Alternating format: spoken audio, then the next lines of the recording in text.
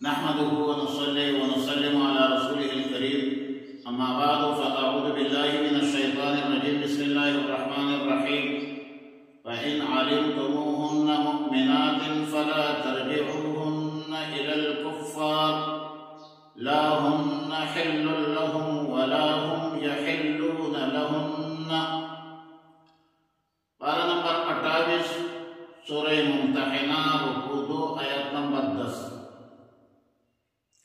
فَإِنْ عَلِمْتُمُوهُنَّ مُؤْمِنَاتٍ فَلَا تَرْجِعُوهُنَّ إِلَى الْكُفَّارِ، یعنی جب مؤمنات مہاجرات کا امتحان لیا جائے حلف کی صورت میں یا بیعت کی صورت میں اور تمہیں یقین ہو جائے کہ اب یہ مؤمنات ہیں، تو پھر ان مؤمنات کو کفار کی طرف واپس کرنا جائز حلال نہیں ہے.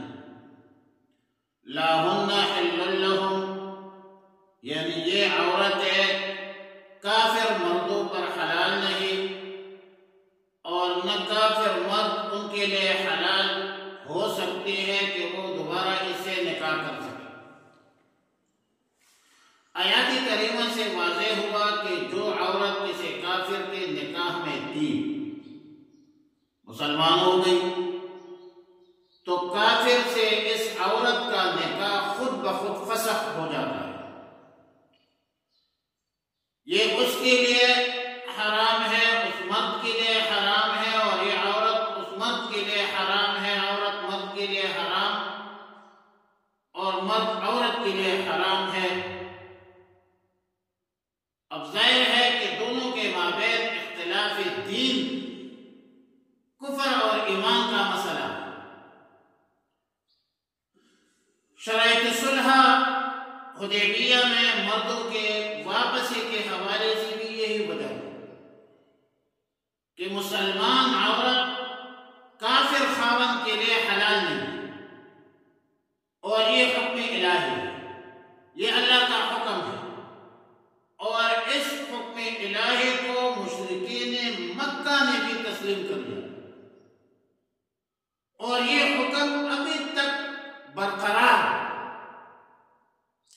کہ کافرہ مشرکہ عورت سے مسلمان مرد نکاح نہیں کرتے. وَلَا تَنكِحُوا الْمُشْرِكَاتِ حَتَّى يُؤْمِنَّ، اور اسی طرح وَلَا تَنكِحُوا الْمُشْرِكِينَ حَتَّى يُؤْمِنَّ، جب تک ایمان نہیں لایا ہو تب تک کافر مشرک عورت سے یا مرد سے نکاح نہیں ہو سکتا. اور اس کے ساتھ دوسرا مسئلہ ہے، جب ایک عورت مومنہ ہو گئے خاوند کافر ہے تو نکاح تو آلریڈی ختم ہو گیا. مہر کا کیا بنے گا؟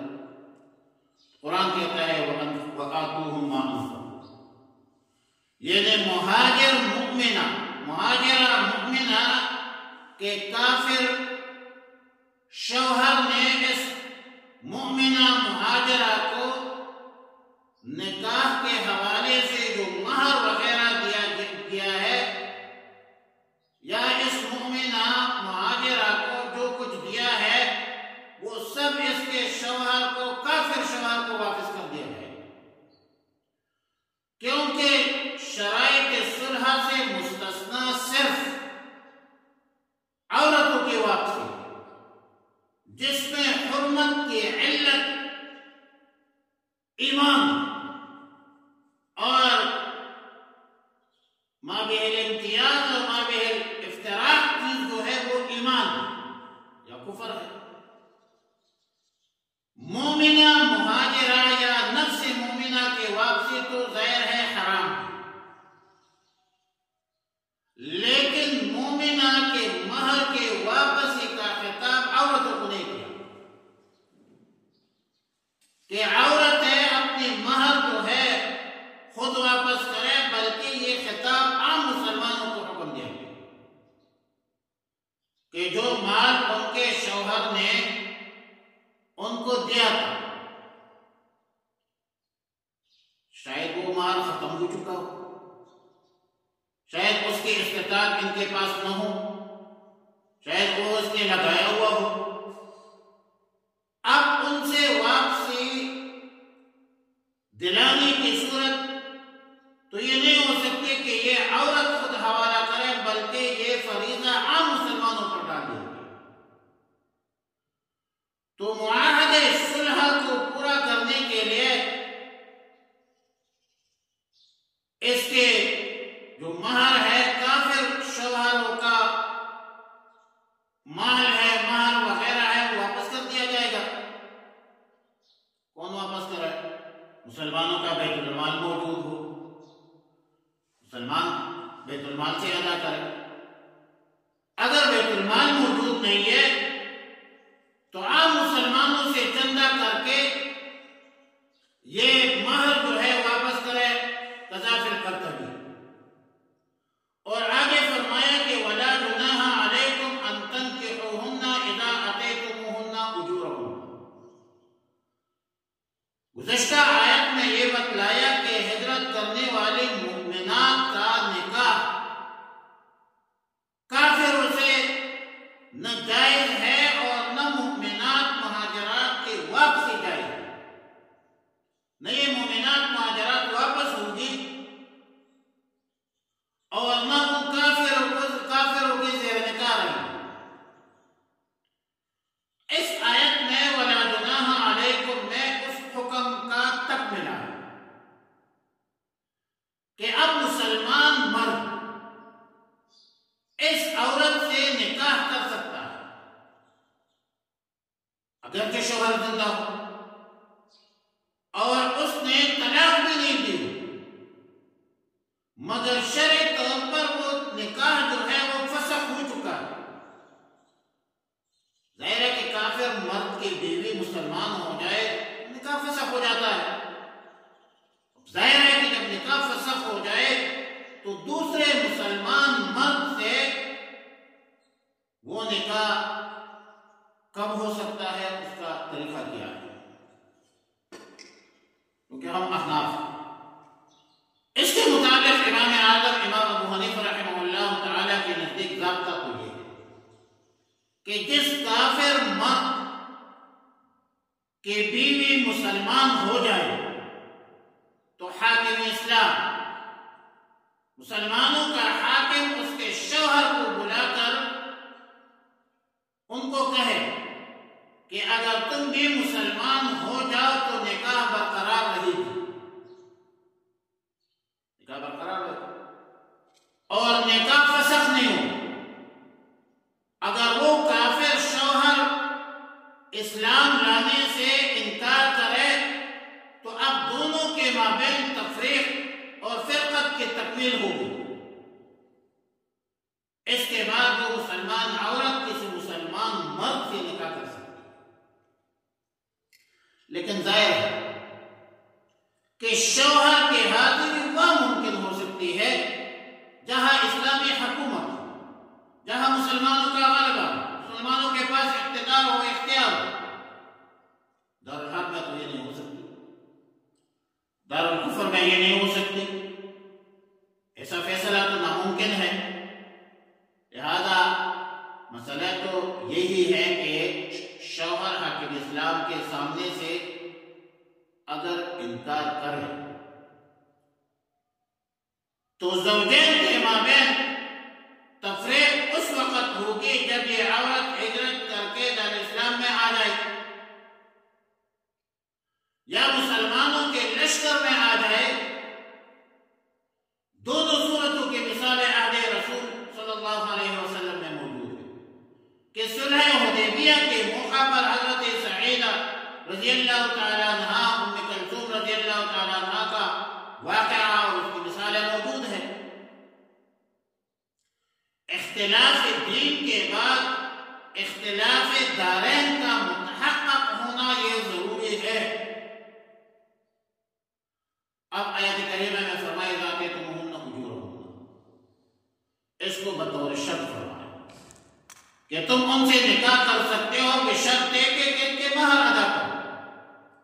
حقیقت میں یہ نکاح کی شرط نہیں ہے، اور بے اتفاق امت نکاح کا انعقاد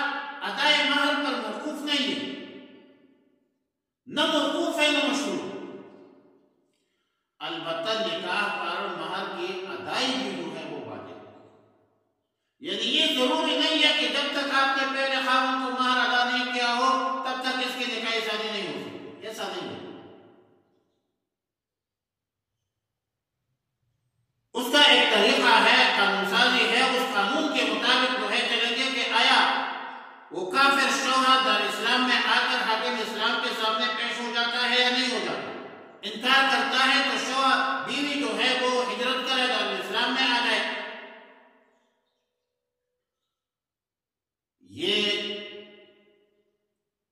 مہر کی واپسی شرائط میں سے نہیں ہے، نکاح کی شرائط میں سے نہیں۔ ہاں یہ ہے کہ اب اس سے نکاح کرنے والا مسلمان جو ہے یہ سمجھ بیٹھے کہ مہر ادا کر دیا، ادا ہو گیا، نہیں۔ یہاں پر جب ایک مسلمان شخص ایک مسلمان عورت سے نکاح کرتا ہے تو مہر جدید اور نکاح جدید کی ضرورت ہوتی ہے، لہذا یہ جو نکاح ثانی کرتے ہیں اس کے لیے علیحدہ مہر اور نکاح جدید جو ہے وہ لازم ہے۔ فَإِنْ عَلِمْتُمُوهُنَّ، پس اگر تم انہیں معلوم کرو، مؤمنات کی مومن ہے، مومنات ہے، فَلَا تَرْجِعُوهُنَّ إِلَى الْكُفَّارِ، تو تم انہیں واپس نہ کرو کافروں کی طرف، لَا هُنَّ حِلٌّ لَهُنَّ، وہ عورت حلال ہے ان کے لیے، وَلَا هُمْ يَحِلُّونَ لَهُنَّ، اور نہ وہ کافر حلال ہے ان کے لیے، وَآتُوهُمْ، اور دے دو ان کافروں کو، مَا أَنفَقُوا، جو کچھ انہوں نے خرچ کیا ہے، وَلَا جُنَاحَ عَلَيْكُمْ، اور کوئی گناہ نہیں ہے تم لوگوں پر، أَن تنكحوهن، یہ کہ تم نکاح کر لو ان سے، إِذَا آتَيْتُمُوهُنَّ أُجُورَهُنَّ، جب تم دے دو انہیں ان کے مہر۔ مطلب تین باتیں ہوتی ہیں۔ نمبر ایک، جب معلوم ہو گیا کہ یہ مومنات یقیناً مومنات ہیں، بیعت کے اساس پر، حلف کے اساس پر، قرائن کے اساس پر، شواہد کے اساس پر، تو پھر ان کو کفار کو حوالہ کرنا عورتوں کا ناجائز ہے، حلال نہیں۔ اور دوسری بات، کافر مردوں کے ساتھ مسلمان عورتوں کا نکاح ناجائز۔ تیسری بات، خلاصہ تیسری بات کہ وہ جو کافر شوہر ہے اس کو مہر واپس کرے۔ چوتھی بات کہ جو مسلمان مرد اس کے ساتھ نکاح کرے تو اس کا بھی مہر اور نکاح جدید ہوگا۔ اللہم ربنا تقبل منا انک انت السمیع العلیم وتب علینا مولانا انک انت التواب الرحیم، اللہم احسن عاقبتنا فی الامور كلها واجرنا من خزي الدنيا وعذاب الاخرة، اللهم وفقنا لما تحب وترضى، وصلى الله